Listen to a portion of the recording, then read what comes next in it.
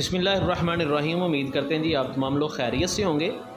تو آج ہم آپ کے ساتھ شیئر کرتے ہیں جی دوسرا چیپٹر ہے، باب نمبر 2 ہے، اور اس کے اندر جو ہمارے پاس چیپٹر کا نام ہے وہ دیا گیا ہے جی ایمانیات و عبادات، اور اس کے اندر جو ہمارے پاس الف حصہ ہے وہ ہے جی ایمانیات۔ اس کا کچھ حصہ جو تھا وہ ہم نے 9th کے اندر پڑھا تھا، یعنی کہ توحید اور رسالت جو تھی وہ 9th کے اندر پڑھ لی ہے۔ اب ہمارے پاس جو یہ چیپٹر ہے یہ ہے جی ملائکہ، مطلب کہ فرشتے۔ پہلا چیپٹر جو ہے وہ ایمانیات و عبادات کے اندر ایمانیات میں یہ دیا گیا ہے۔ تو بلا جو ہے وہ وقت ضائع کیے، بغیر وقت ضائع کیے ہم اس چیپٹر کو شروع کرتے ہیں جی۔ سب سے پہلے ہمارے پاس جو ہے اگر آپ دیکھیں تو یہاں سے یہ چیپٹر جو شروع ہو رہا ہے تو اس میں پہلا لفظ دیا گیا جی ملائکہ، جمع ہے ملاکن کی۔ تو یہ ہمارے پاس پہلا MCQs آ گیا کہ ملائکہ جو ہے اس کا کیا جو ہے وہ عربی ہے، اور جس کا معنی فرشتہ ہے۔ تو یہ ہمارے پاس پہلا جو ہے وہ MCQs آ گیا کہ ملائکہ جو ہے اس کا کیا مطلب ہے، فرشتے۔ آگے دیکھتے ہیں جی ملائکہ سے مراد اللہ تعالیٰ کی وہ نوری مخلوق ہے جو ہمیں نظر نہیں آتی، یعنی کہ جو فرشتے ہیں وہ نور سے پیدا کیے گئے ہیں۔ فرشتے اللہ تعالیٰ کے حکم کے پابند ہیں، اور بشری صفات میں کون کون سی ہیں جی، جیسے کہ کھانا پینا، سونا جاگنا، اور ہر طرح کی غلطی اور خطا وغیرہ سے پاک ہونا جو ہے، اس طرح کے تمام تقاضوں سے جو ہیں وہ فرشتے پاک ہیں۔ فرشتے مختلف اشکال جو ہیں، شکلیں جو ہیں اختیار کر سکتے ہیں۔ تو یہاں تک جو ہے وہ ہمارے پاس فرشتے جو ہیں ان کے بارے میں ان کا تعارف آ جاتا ہے، اور آگے جو ہے وہ ہمارے پاس ہے جی فرشتوں کی تخلیق کے بارے میں یا ان کے مقصد جو ہے وہ عبادت و اطاعت الہی ہے، یعنی کہ فرشتے کس مقصد کے لیے پیدا کیے گئے ہیں۔ تو فرشتے جو ہے وہ اللہ تعالیٰ کی عبادت اور اطاعت الہی، یعنی کہ اللہ تعالیٰ کی اطاعت کے لیے جو ہے وہ پیدا کیے گئے ہیں۔ تو اس میں ہمارے پاس ہے جی ارشاد باری تعالیٰ ہے، جس کا ترجمہ ہے جی ہمارے پاس وہ دن اور رات تسبیح بیان کرتے ہیں اور سستی نہیں کرتے۔ مطلب کہ فرشتوں کا تعارف کرواتے ہوئے اللہ پاک نے ہمارے ساتھ بیان کیا ہے کہ جو فرشتے ہیں یہ ہر وقت، یعنی کہ دن رات جو ہے وہ اللہ تعالیٰ کی تسبیح بیان کرتے ہیں۔ فرشتے جو ہے ان کو نور سے تخلیق کیا گیا ہے، جنات کو آگ سے، اور انسان کو مٹی سے جو ہے وہ تخلیق کیا گیا ہے۔ تو یہ ہمارے پاس پھر MCQs آ گئے جی، جس میں ہمارے پاس پہلا MCQs ہے کہ جی فرشتوں کو کس سے پیدا کیا گیا ہے، نور سے، جنات کو کس سے پیدا کیا گیا ہے، آگ سے، انسان کو کس سے پیدا کیا گیا ہے، مٹی سے۔ اللہ تعالیٰ نے فرشتوں کو حضرت آدم سے پہلے جو ہے وہ پیدا فرمایا، کہ حضرت آدم علیہ السلام سے بھی پہلے جس ہستی، جن چیزوں کو، جو ہے وہ جن کی تخلیق ہوئی وہ ہمارے پاس فرشتے ہیں۔ اس کے بعد ہی فرشتوں پر ایمان لانا اسلام کے بنیادی عقائد میں سے ہے، کہ یہ ہمارے عقائد میں شامل ہے۔ اسلام کے جو ہیں وہ بنیادی عقائد جو ہیں وہ 5 ہیں۔ ان میں سے ہم نے پہلا پڑھا کہ ہمارے پاس جو پہلا آیا تھا وہ آیا تھا توحید، رسالت، اور اس کے بعد ہمارے پاس جو ہے وہ آسمانی کتابیں بھی ہیں، ملائکہ پر ایمان بھی ہے، اور آخرت کے اوپر جو ہے وہ ایمان ہے۔ تو اس میں جو ہے وہ 5 ہمارے پاس جو عقائد ہیں اس میں سے ایک عقیدہ جو ہے وہ یہ ہے کہ آپ فرشتوں کے اوپر ایمان لائیں۔ قرآن مجید نے تخلیق آدم کے فیصلے سے فرشتوں کو آگاہ کرنے کا ذکر فرمایا ہے۔ فرشتے اللہ تعالیٰ کے حکم کے مطابق کائنات کے مختلف امور جو ہیں ان کو انجام دیتے ہیں، کہ جو مختلف کام ہیں کائنات کے وہ فرشتے انجام دیتے ہیں، جیسے کہ مختلف غزوات میں فرشتوں کو کا نزول اس لیے ہوا کہ مومن جو ہیں وہ شکستہ دل نہ ہوں، یعنی کہ جو فرشتے ہیں ان کو مختلف غزوات میں، جیسے کہ ہم نے پڑھا کہ غزوہ احد کے اندر، بدر کے اندر جو ہے وہ فرشتے نازل کیے گئے، تو یہ جو ہے وہ اس لیے کیے گئے تاکہ مومن جو ہیں وہ شکستہ دل نہ ہوں۔ نبی کریم خاتم النبیین نے قرب قیامت میں مادیت پرستی کہتے ہیں جی کہ جو مادہ کی، یعنی کہ مال و دولت کی ہوس ہے، یا مال و دولت کی جو ہے پوجا ہے، یا اس کی چاہت جو ہے، اس کے متعلق جو ہے کہ خدشات کا اظہار فرمایا تھا۔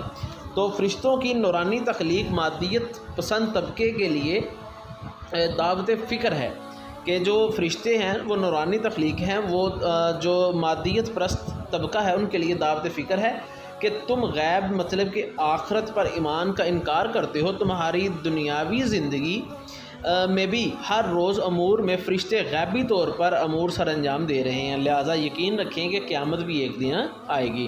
آگے ہمارے پاس الگ سے ٹاپک شروع ہو جاتا ہے جی، نئی ہیڈنگ ہے ہمارے پاس فرشتوں کی ذمہ داریاں۔ تو فرشتوں کے اللہ تعالیٰ نے فرشتوں کی مختلف ذمہ داریاں جو ہیں وہ سونپی ہوئی ہیں۔ مشہور فرشتوں میں کرامن کاتبین، ہیں یہاں پہ ہمارے پاس جو ہے یہ شارٹ کویسچن بھی بن جاتا ہے کہ کرامن کاتبین کی جو ہے وہ کیا ذمہ داریاں دی گئی ہیں کرامن کاتبین کو، جو انسانوں کے ساتھ ہر وقت موجود رہتے ہیں اور انسانوں کا نامہ اعمال لکھتے ہیں اور اللہ کے حضور پیش کرتے ہیں۔ تو یہ ہمارے پاس کرامن کاتبین جو ہیں ان کی ذمہ داریاں آ گئیں پہلے کہ وہ جو ہے وہ ہر وقت انسانوں کے ساتھ رہتے ہیں اور انسانوں کے نامہ اعمال جو ہیں ان کو لکھتے ہیں اور اللہ کے حضور پیش کرتے ہیں۔ دوسرا ہمارے پاس آ گیا جو فرشتے قبر میں سوال کریں گے ان کو ہم منکر نکیر کہتے ہیں، کہ دوسری ہمارے پاس جو فرشتے جن کو ہم جانتے ہیں وہ منکر نکیر آ گئے، پہلے کرامن کاتبین پھر منکر نکیر۔ انبیاء علیہ السلام پر وحی لانے کی ذمہ داری حضرت جبرائیل علیہ السلام کی ہے، یہ بھی MCQ ہے جی۔ مخلوق کے لیے رزق کی ذمہ داری حضرت میکائیل علیہ السلام کی ہے۔ روح قبض کرنے کی جو ذمہ داری حضرت اسرائیل کی ہے اور ان کا دوسرا نام جو ہے وہ ملک الموت بھی ہے۔ قیامت کے لیے سور پھونکنے کی جو ذمہ داری ہے وہ حضرت اسرافیل علیہ السلام کی ہے۔ مطلب کہ ہمارے پاس 6 جو ہیں وہ ذمہ داریاں بیان ہوئی ہیں، ایک کرامن کاتبین کی جن کا کام نامہ اعمال درج کرنا ہے، دوسرے ہیں جی فرشتے ہمارے ساتھ جن کا ذکر ہوا ہے وہ منکر نکیر ہیں، وہ قبر میں سوال جواب کریں گے۔ اس کے بعد ہمارے پاس جو ذمہ داری ہوئی ہے وہ ہے جی وحی لے کے آنا انبیاء کے اوپر جو حضرت جبرائیل کرتے ہیں، اور رزق کی جو ذمہ داری ہے وہ حضرت میکائیل کی ہے، اور روح قبض کرنے کی ڈیوٹی جو ہے حضرت اسرائیل ملک الموت کی ہے، اور قیامت کے لیے سور پھونکنے کی جو ذمہ داری ہے وہ حضرت اسرافیل علیہ السلام کی ہے۔ نبی کریم خاتم النبیین صلی اللہ علیہ وآلہ وسلم کی خدمت میں حضرت جبرائیل علیہ السلام مختلف شکلوں میں حاضر ہوتے تھے، کہ حضرت جبرائیل علیہ السلام جو ہے وہ آپ صلی اللہ علیہ وسلم کے پاس مختلف شکلوں میں حاضر ہوتے تھے۔ بعض اوقات ایک صحابی داہیہ کلبی رضی اللہ تعالی عنہ جو ہیں، داہیہ کلبی جو ہے ہمارے صحابی، ان کی شکل کے اندر جو ہے وہ حضرت جبرائیل علیہ السلام حاضر ہوتے تھے۔ تو یہ ہمارے پاس پھر جو ہے وہ MCQs ہے کہ حضرت جبرائیل علیہ السلام اکثر کس صحابی کی شکل میں آپ صلی اللہ علیہ وسلم کے پاس حاضر ہوتے تھے؟ حضرت داہیہ کلبی کی شکل میں۔ حضرت جبرائیل علیہ السلام انسانی شکل میں حاضر ہونے کا ایک واقعہ حدیث میں مذکور ہے، اور اس حدیث کو حدیث جبریل کہتے ہیں۔ یہ حدیث جبریل ہے جی، حدیث جبریل سے کیا مراد ہے، یا حدیث جبریل کسے کہتے ہیں؟ تو یہ ہمارے پاس سوال بھی بن جاتا ہے۔ یہ ایک بہت طویل صورت ہے جو حضرت عمر بن خطاب رضی اللہ تعالی عنہ سے جو ہے وہ روایت ہوئی ہے، تو یہ بالکل صحیح حدیث ہے، صحیح بخاری کے اندر، صحیح مسلم کے اندر یہ جو ہے وہ رپورٹ ہوئی ہے۔ تو حضرت عمر بن خطاب رضی اللہ تعالیٰ فرماتے ہیں کہ ایک دن ہم نبی کریم خاتم النبیین صلی اللہ علیہ وسلم کی خدمت میں حاضر تھے کہ ایک صاحب ہمارے سامنے نمودار ہوئے، یعنی کہ ایک شخص جو ہے وہ آیا جن کے کپڑے سفید اور بال خوب سیاہ تھے، کہ ان کے جو ہے وہ کپڑے بالکل سفید تھے اور بالوں کا رنگ جو تھا وہ سیاہ تھا، ان پر سفر کا اثار نہ تھا، مطلب کہ یہ نہیں لگ رہا تھا کہ وہ بہت دور سے سفر کر کے آئیں، کیونکہ آپ جانتے ہیں کہ اس وقت کوئی سواریاں تو نہیں تھیں، اونٹوں پہ گھوڑوں پہ اس طرح یا پیدل جو ہے وہ سفر کیا جاتا تھا۔ تو حضرت عمر کے مطابق ان کے اوپر کوئی سفر کے اثار نہیں تھے، یعنی کہ یہ نہیں تھا لگ رہا کہ یہ بہت سفر طے کر کے ہیں، اور ہم میں سے کوئی انہیں پہچانتا بھی نہ تھا، یعنی کہ ایک تو یہ تھا کہ وہ کہیں قریب سے آئے ہیں، وہ کوئی بہت دور سے نہیں آئے، یعنی کہ ان کے اوپر سفر کے اثار نہیں تھے، اور دوسرا یہ کہ اگر وہ قریب کے ہیں تو پھر قریب کے لوگوں کو ہر کوئی جانتا ہوتا ہے، تو وہ کہتے ہیں جی ہم میں سے ان کو جانتا بھی کوئی نہیں تھا، یعنی کہ سفر کے اثار بھی نہیں تھے اور ان کو جانتا بھی کوئی نہیں تھا، یہاں تک کہ حضور اکرم صلی اللہ علیہ وسلم کے پاس بیٹھے اور اپنے گھٹنے حضور صلی اللہ علیہ وآلہ وسلم کے گھٹنوں سے ملا دیے، یعنی کہ آپ صلی اللہ علیہ وسلم کے گھٹنوں کے ساتھ اپنے گھٹنے ملا کر وہ بیٹھ گئے، اور ہاتھ اپنے زانوں پر رکھے اور 4 سوال کیے: ایمان، اسلام، احسان اور علامات قیامت کیا ہیں؟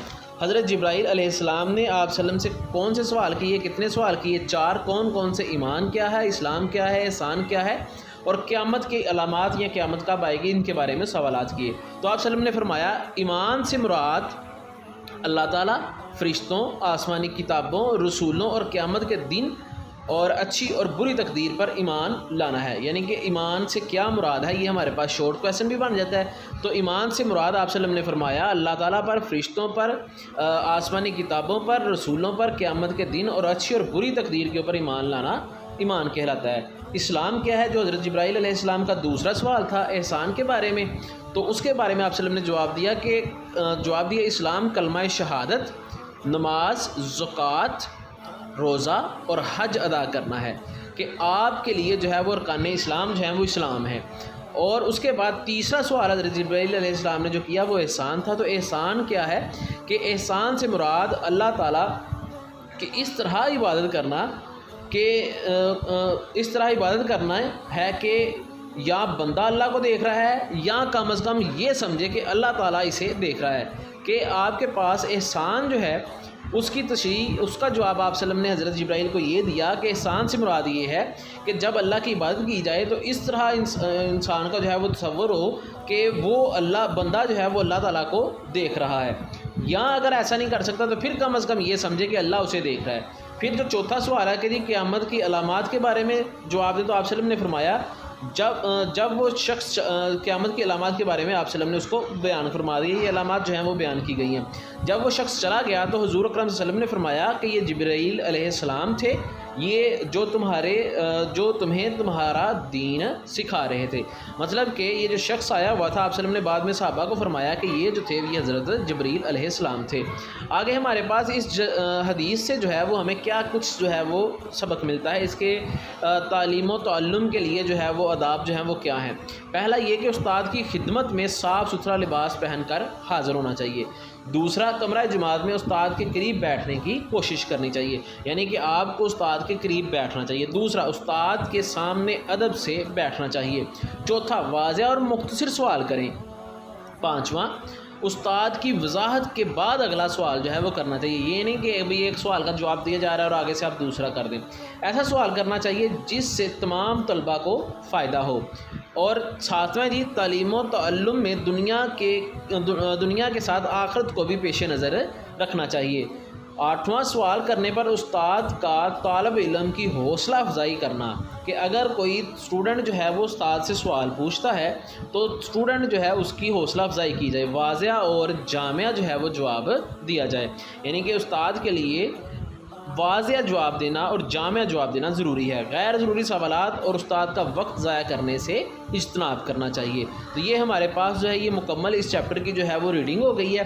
آگے ہمارے پاس جو ہے ابھی یہ 2 لائنیں رہتی ہیں، یہ بھی دیکھ لیں جی۔ ہمیں چاہیے کہ فرشتوں کے بارے میں اپنے دل میں عظمت کا احساس رکھیں اور اس بات کا یقین رکھیں کہ اللہ تعالیٰ امور کائنات میں فرشتوں کا محتاج نہیں ہے، یعنی کہ یہ جو اللہ پاک ان سے ذمہ داریاں لے رہے ہیں، یہ کام لے رہے ہیں، اللہ پاک ان کے محتاج بالکل نہیں ہیں۔